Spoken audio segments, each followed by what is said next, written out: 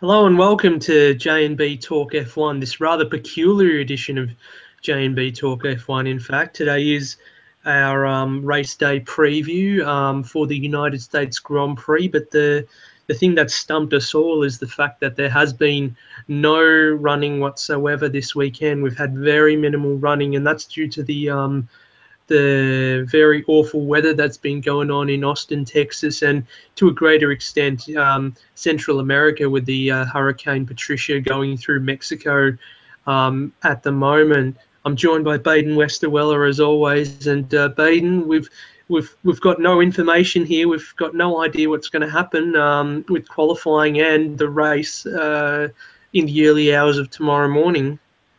Yeah, we're doing a bit of a dance with the devil in the darkness right now. It must be said, not even for this weekend. There's a bit of an ongoing concern longer term that this Hurricane Patricia, which it's been labelled, could affect the return of the Mexico Grand Prix. So it really is quite an ominous times. Obviously, you want to see the action on track, but the first and foremost is the welfare of individuals, just the residents in these homes, and then the racing secondary. But really, as it is, as you say, for now, we're approaching, what is it now, a bit under 11 hours from the scheduled race start, and we're still none the wiser as to whether qualifying will proceed, which shape that'll take if that doesn't proceed as planned, and then the race itself, whether that'll be delayed and if it'll be a complete washout affair. It's really we're going into this one with very little information. As we saw Friday and Saturday, very limited running, very much affected by the weather when we did see the cars on track.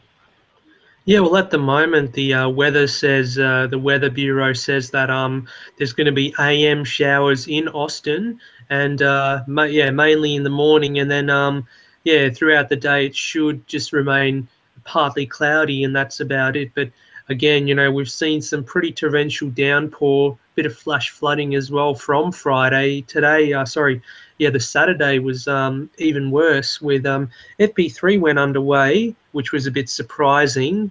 They were able to get out there, but then, subsequently qualifying was pushed back quite a bit. They had half an hour delays until we reached 4 o'clock local time, which was about 8 a.m. in the morning here. So I actually bit the bullet and got up at 4 o'clock in the morning to tune into the coverage. I must say I wasn't that brave, and I was even surprised as well when I did read that FP3 had proceeded, and then to hear that you endured that entire washout of a qualifying session, which would have lasted multiple hours. I do doff my hat to you, I must say. Oh, well, it's not the first time, I guess. I'm not sure if you were there or not, but yeah, it's not the first time that we've had to go through this sort of thing. If you look back to the Australian Grand Prix in 2013, where, actually I was trackside and it was torrential rain just pouring down, and the qualifying ended up being cancelled and then run on the Sunday morning. And then Sebastian Vettel went on to take pole that morning. But yeah, the rain was just so bad that they couldn't do it on the Saturday. And I guess the justification by the FIA to make everyone wait that long is if they were just waiting for some kind of break, considering the number of fans that turned up trackside and were keen to see some sort of action. I guess it was all being done for them if something could have been done. But in the end, you got to give it to the fans and the marshals and then all the teams as well for braving it in those conditions out there. It's tough, especially for the fans who pay a premium to go to these sort of events. And there was no respite for them, no action, but they'll be in trackside early tomorrow morning. Oh, well, Sunday morning over there will be Monday for us. And as I said, 9 a.m. qualifying, if it does run, of course.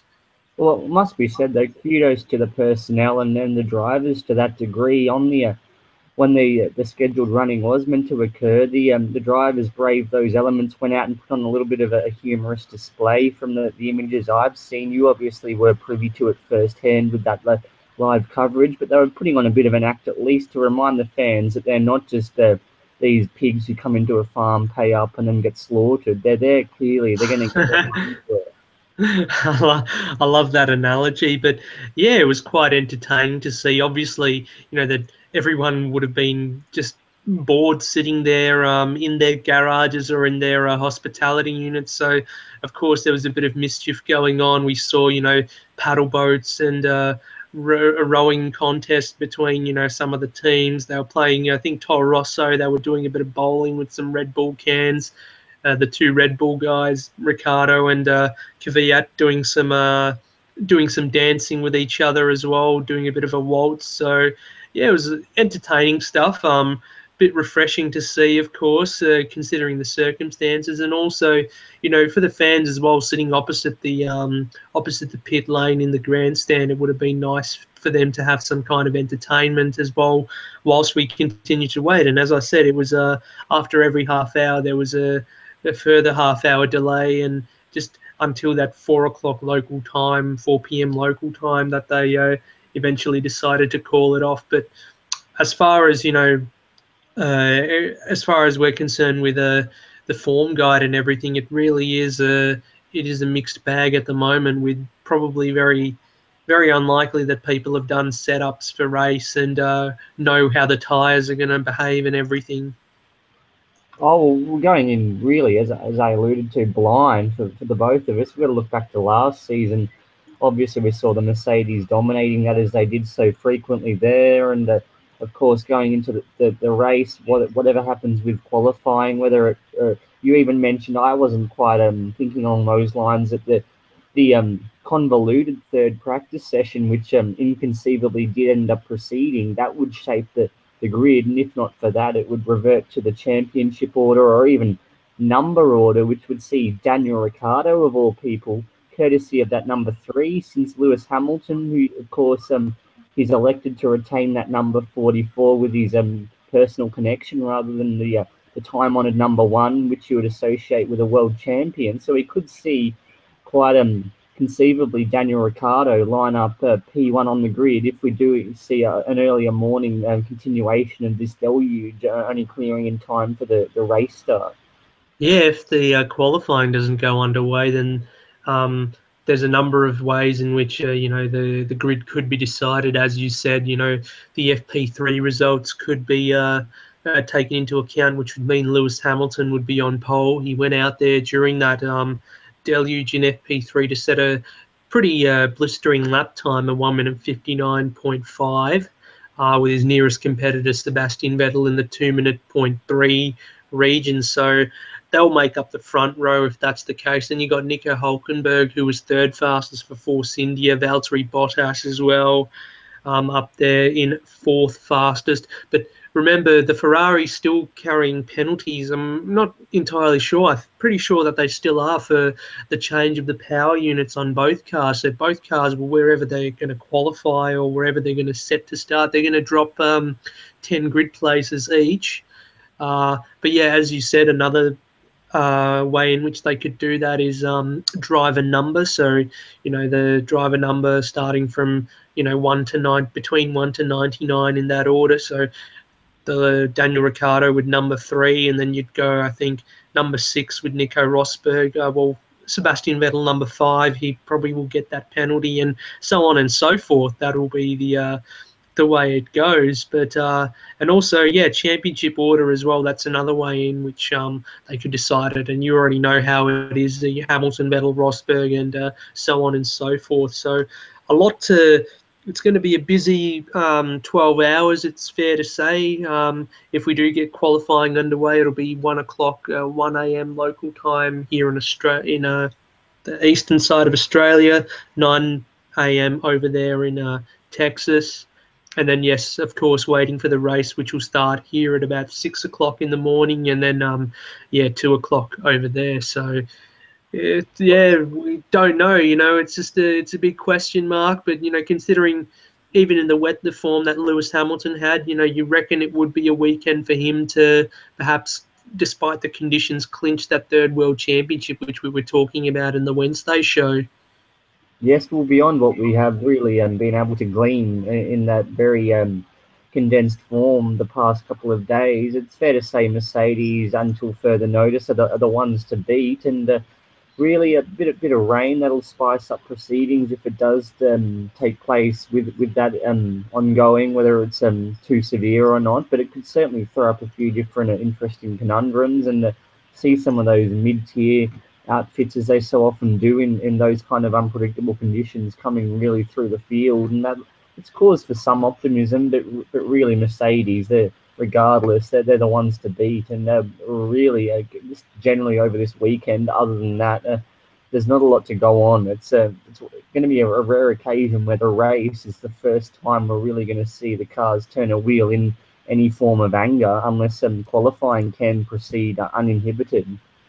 And of course, even during qualifying, you can expect people to be treading cautiously. You know, you don't want to wreck the car or have some kind of problem with the car, and then with such a short turnaround to the race as well, it's everyone will be treading very, very lightly. It has to be said, but other than that, you know, we can say, I guess, Lewis Hamilton is the favourite to win the race. He could win the championship as well, become the first Briton to win back-to-back titles, and of course, emulate his hero in Ayrton Senna to win 3 world championships in his time in Formula One. So I guess apart from that, you know, there's not much else to glean except for quite a bit of news that we'll cover mainly on the Wednesday edition. So stay tuned for our usual Wednesday edition for that. But you had a couple of things you wanted to add just before we move off F1.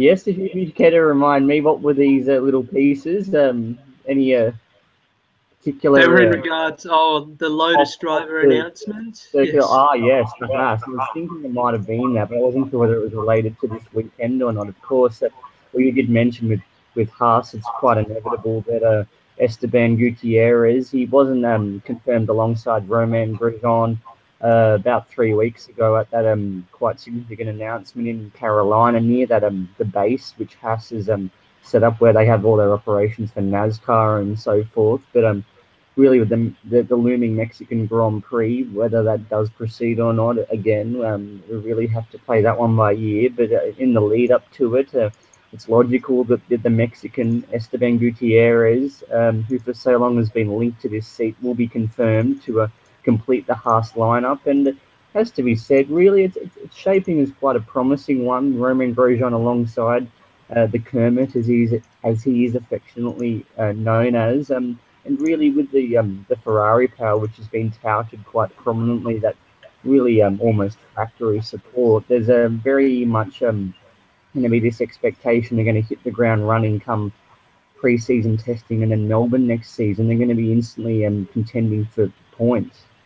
Very much so. And there's a lot of talk around Gutierrez that perhaps, you know, he was a bit underused at Sauber. You know, in the 2 years he was at Sauber, the car wasn't quite there, very minimal points. I think he only scored points on one occasion for Sauber in his tenure there. So this will be a chance for the young Mexican to, of course, show his skill a bit more in a car that's potentially better than those 2 Saubers that he drove in 2013 and 2014. But yeah, there was one driver announcement over the weekend, and that was Jolyon Palmer, confirmed at Lotus for 2016 alongside Pastor Maldonado. Still no announcement as to whether the Renault deal has taken place. We obviously keep talking about how there's been that, you know, statement of interest or whatever to buy the team, and it's just a matter of negotiation at the moment. But yeah, still Well, no word on that. But Palmer, you know, you have to say after a year on the sidelines, it would have been a disaster for him not to have a seat for next season, and that's last year's GP2 champion. Well, alongside Palmer, we've also been conversing whether the confirmation of this Enstone reacquisition by Renault, whether that's the only real caveat, as long as that doesn't happen, which sees Maldonado and of course the Bolivars, which really dictate his presence ongoing within the company, whether this proceeds for Renault again, whether he could end up being turfed, and we could see another new driver, of course, the forgotten man as well. There was a lot of strong rumours in the weeks gone by. Stoffel Van Dorn, considering his art Grand Prix GP2 links to the this Mr. Vasseur, who is being touted very significantly as the incoming principal for Renault, and that would indeed be it'd be a youthful yet formidable lineup if he were to complement Jolyon Palmer, who's been combining his reserve duties with his Sky Sports role throughout the season. And on Palmer himself, it's really good to see someone who's really thrown it out there, of course, because that's the only real role he's had this season in terms of the driving capacity, having been the reigning champion in GP2 there. And you see so many of these drivers falling by the wayside. Of course, David Valsecchi, who can forget, as we did allude to on, I believe, the Wednesday edition, the way that he was the Lotus reserve driver there, and then he wasn't even considered for that call up when Kimi Raikkonen missed those final races of the 2013 campaign. And so we now see Jolyon Palmer rightfully get his opportunity, and clearly he's got to make it count from the outset. But just to see him there, and of course for the British people there, it's another person to cheer on, someone on the more youthful side. And if they have a competitive piece of machinery, he could be right up in the thick of it. Very much so, and so yeah, I guess that'll conclude it for the F1 side of things. We very much look forward to the race in the morning, and I'll of course be returning to live blog duties for the Raw as well. So I've put the link in the description to the motorsport section of the Raw, and just follow the links, and you'll find the live blog, and subsequently I'll post the links onto Peak F1 and Twitter as well if you follow me on Twitter. So that'll be easy to find, and yeah, hopefully we get a good race as well. A lot unknown, but yeah, the Perchek Enduro Cup and the V8 Supercars wrapped up as well this weekend. It's hard to believe that 2 weeks ago we were trackside at one of the biggest events of the season at Bathurst, and yeah, the streets of Gold Coast very different. We saw Shane Van Gisbergen and Jono Webb take a very dominant victory yesterday in the first race, but today it was all about the comeback man, and that was James Courtney. After those broken ribs and the punctured lung back in August, he made his comeback this weekend, and yeah, with that really good strategy, they ended up winning the race. Well, who could have foreseen it? And even just the priceless notion of Courtney first outing again, since really it was quite a scary time after that incident. People were wondering really what the long-term implications would be, and then really just getting back behind the wheel with that severe doubt with the undulations of that Gold Coast street circuit. It is notoriously unforgiving, but it was most really striking in the garage as the laps were whittled down. His co-driver and the man who inherited so much of that real burden since his accident subsequent from Eastern Creek, going back about 2.5 months, Eastern Creek, Jack Perkins, really, it was a huge moment for him to you mentioned, I didn't even know this, he hadn't even been on a podium, much less achieve a victory prior to this, so he was quite understandably emotional. Yeah, very much so emotional, and no doubt his father, the great Larry Perkins, a legend of the Australian Touring Car Championship. No doubt he'd be very much proud. But yeah, and alongside Courtney and Perkins' victory, we saw Garth Tander, Warren Luff finish third, and that gave him enough points to seal out the Enduro Cup. Despite not having won a race in the Enduro Cup, they had the consistency to grab the points. They're on the podium at Bathurst, and obviously that podium today as well, third place, was able to gift him the cup. And for Warren Luff, he's the first repeat winner of the Perchek Enduro Cup, so congratulations to Luffy as well. Yeah, well, Luff, man, back in his days at Red Bull, he clearly had a few successes in those days, so he's no stranger to it, but it must be said it's quite amusing. They were, third at Sandown, third at Bathurst, somewhere top 5 yesterday, and then third again today. So really they were the champions by stealth, but it goes to show you that it's not about the big victories, it's just about hanging tough, even if you get involved in those little scrapes along the way. Very much so, and we saw how terrible it was for Mark Winterbottom yesterday with the pit stop drama, and today as well, not really making an impression at the front. He was consistent, but really couldn't get anywhere near the front, where the Lowndes and Van Gisbergen and McLaughlin and co were all running. So I guess in the bigger picture of things, he's still got the lead of the championship, almost 300 points ahead of Craig Lowndes. But yeah, it would have been he would have been hoping to get the Enduro Cup as well, just as another trophy to add to the collection for this Well, season. But did now mention we're heading as back to well, the just before we move on, Russell Ingall, he did commemorate 250 race starts. Of course, it was a bit of a controversial move from the red to the blue divide. Nevertheless, for that insight to the Fox Sports viewers, really it was priceless. And he did bring it up. It wasn't quite the result he would have been after with Cameron Waters there in that Back to the Future retro livery for Pro Drive, but it's nonetheless a significant milestone.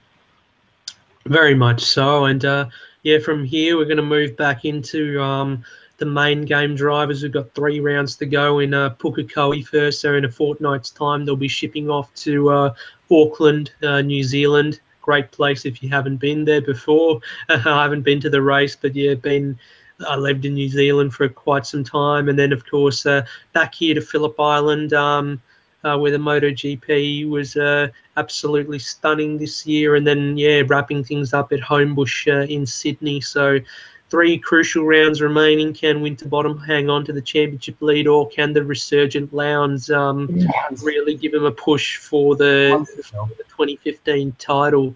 No allegiance. Come on, Lounsey. Yeah, I don't think it matters,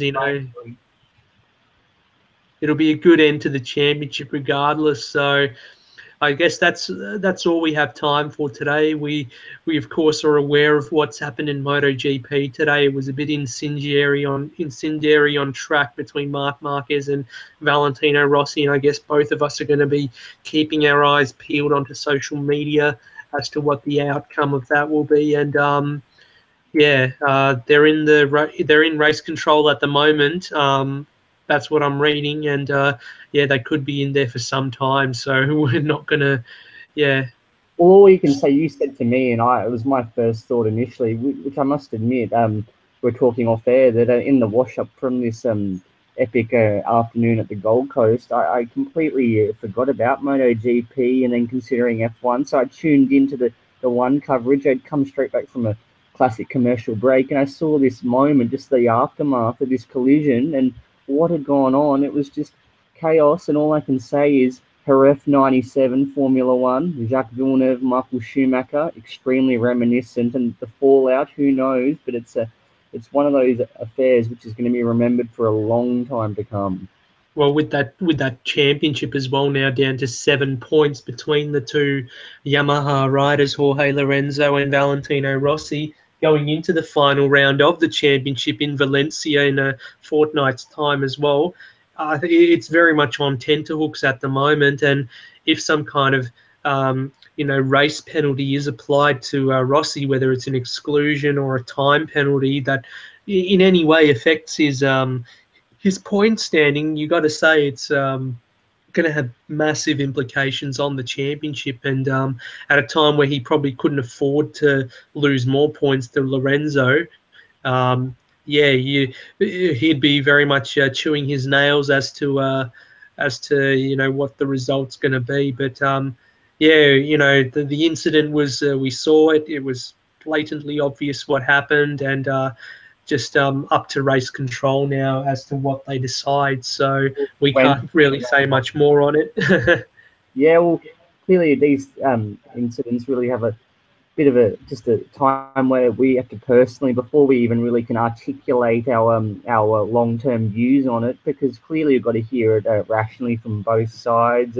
From the naked eye, it's clear to see what did occur, but when we get the outcome and then just the general feeling from the community, there's a lot really to digest there. So by Wednesday, we'll be a much better place to really give our own forthright opinion.